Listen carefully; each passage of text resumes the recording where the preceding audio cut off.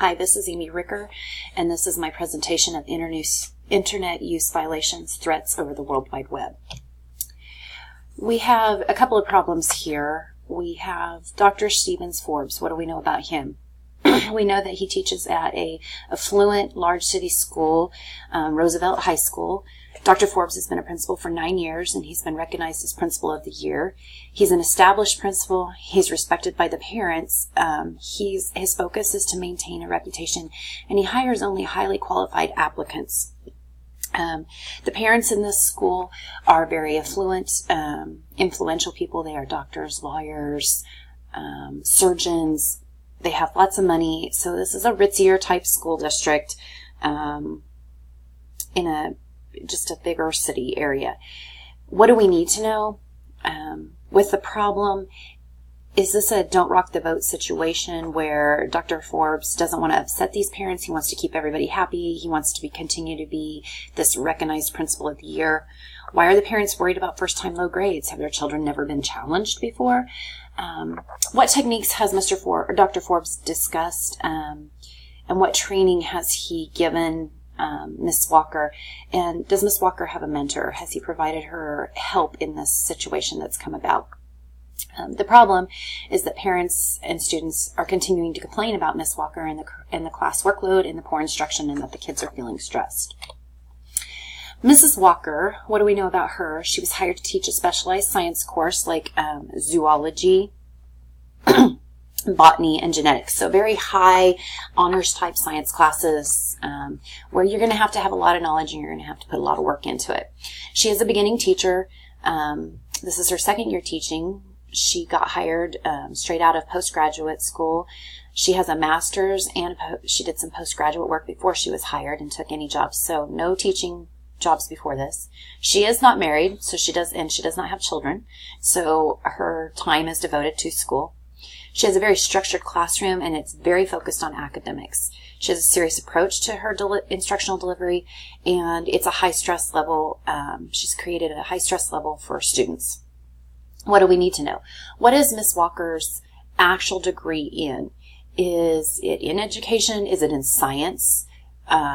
So therefore, she's never had the education classes to know how to work with kids and find that happy medium of teaching, but also getting to know your students and building relationships. What teaching strategies have been shared with her? Dr. Forbes, the principal, what has he done to try to help her? Have other teachers tried to help her? And does she have a mentor? Does she have someone that's helping her through, even though this is her second year? Did she even have somebody her first year to help her? So the problem parents and students are complaining about her teaching style, their kids being stressed, worried about low grades, and she has now received a threatening email from an unidentified person claiming they want to get rid of her. So my proposed plan of action. First, I would, as Dr. Forbes, I would hold a one-on-one conference with Mrs.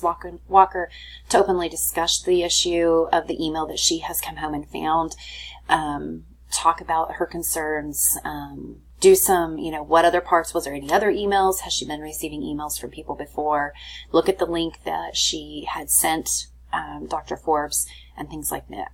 Next, I would call in students to discuss the concern and issue to see if we can find out who sent the actual email. Where Mrs. Walker had concerns about Randy Franks, I would probably start with Randy, maybe talk to other kids in the class, probably even have maybe some conversation with maybe Randy's parents, feel some things out and see where I can go.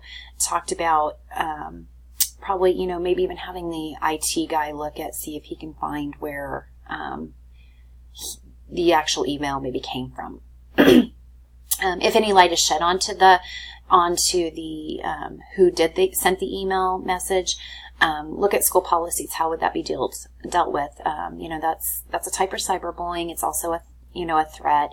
Do you move forward and contact the police and look at zero tolerance policies and things like that? To make an impact on students. You don't want to just close your eyes and turn your head the other way and let kids think that this is okay to do, or parents in either sense. I would also go back and meet with Mrs. Walker during this time, hold a conference to share the parental concerns and ask for more information. Have parents tried contacting her and what their concerns are? Because obviously this is not a first-time incident. about parental concerns because it had stated Dr. Forbes has talked to her before about this. Next, I would problem solve with Ms. Walker ways to work towards a positive class environment, working on those behavioral type things in the classroom to promote positive relations between her and her students. I would set up times to make formal and non-formal observations to take place over the next couple of weeks, noting students' behaviors and her teaching styles. That way, maybe I can pick out and see if there is a certain student that's making slighted conversations. She seemed to think that Randy makes conversations behind her back and says things. Maybe those can be caught or observed. After the observations have been completed and information compiled, I would meet with her again to set some goals and a plan of action to improve her classroom situation to maybe try to help avoid this situation again. During this time, I would also be holding a school-wide presentation on cyberbullying and the proper use of technology, including emails, social media, things like that, to try to hone in and get our point across to kids too. And then I would look for other workshops or presentations for staff and for students regarding this area. Resolve the issue based on promoting the success of all students. Ms. Walker needs to take the appropriate steps to change her behaviors in the classroom. Obviously, this is a continued concern from a previous year. She needs to work on those relationships with her students and with parents. We need to start rebuilding those relationships. We need to start taking that step forward and trying to think outside the box. Yes, her science classes are very high-level classes, and she has expectations, and that's great. But at the same time, you've got to work on those relationships, or you're just spinning your wheels and setting everybody up for failure, including yourself. You need to hold cyberbullying presentations and trainings for staff and students to ensure proper use of technology and social media. And students' attitudes and achievements hopefully will improve and show more positive environment in the classroom, and parents will start noting that kids are feeling a little more relaxed.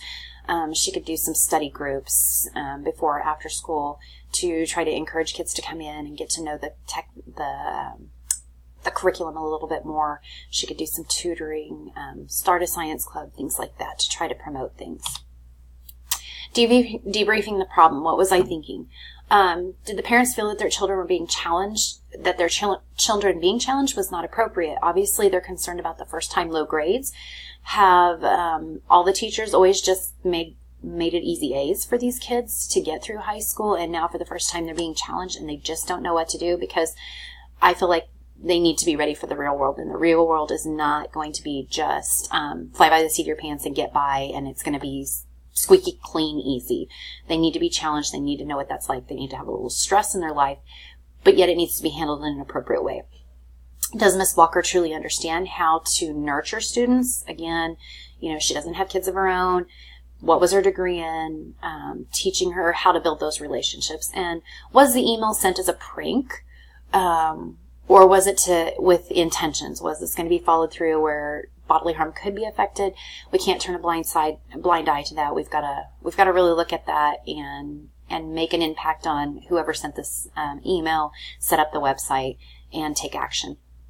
How was I feeling? I had sympathy for Mrs. Walker, being that first-time beginning teacher, not having the ability or not knowing how to work with kids maybe.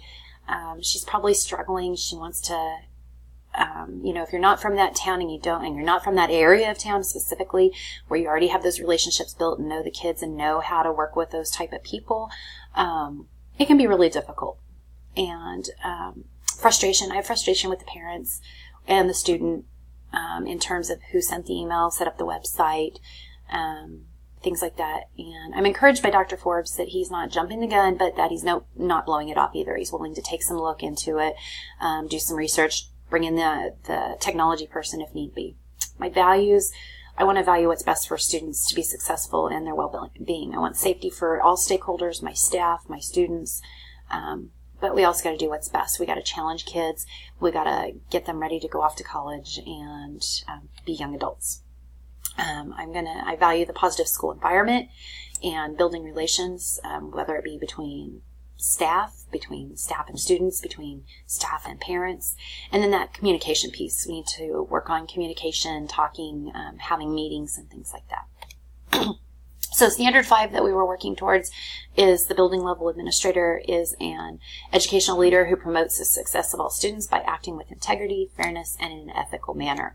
So how did I address that? By promoting the academic success of every student, we're promoting a structured and nurturing environment. We need to work on those building relationships, building a positive building culture. So not having cyberbullying or threatening social media type things. Communicate with all stakeholders, with parents, with students, with other staff, with other building administration, having workshops and teaching and educating people about things like that, and that it's not okay, and provide an appropriate and meaningful professional development. So making sure that our new teachers have mentors, our new teachers are getting professional development that's meaningful in things that they need help in, like how to work with kids, how to build positive classroom behavioral environments and things like that. Promote personal well-being for every student. We want to ensure our safety of our students and staff. So that means not allowing the cyberbullying, social media issues, making threats. We want to communicate that this isn't okay and that we want everybody to feel safe in and outside of school. Retention of quality staff. So if Miss Walker is a great teacher, which Dr. Forbes wants to hire those high quality teachers, we want to retain that staff that is good. We want to implement plans for improvement when needed, and we want to evaluate our staff and make sure it's ongoing so we help them become better teachers. Ethical principles and professional norms. We want to hold those trainings that are meaningful again to professional development. We want to hold those cyberbullying seminars and teach kids. We want to teach our community. We want to teach everybody with meaningful things. We want to stay abreast and research on cyberbullying and social media. What's the newest, best thing out there to help overcome those concerns? We want to build relationships among teacher and student. And we want to use evaluation data to help guide and select appropriate professional development to help in this situation. Thank you for listening to my presentation.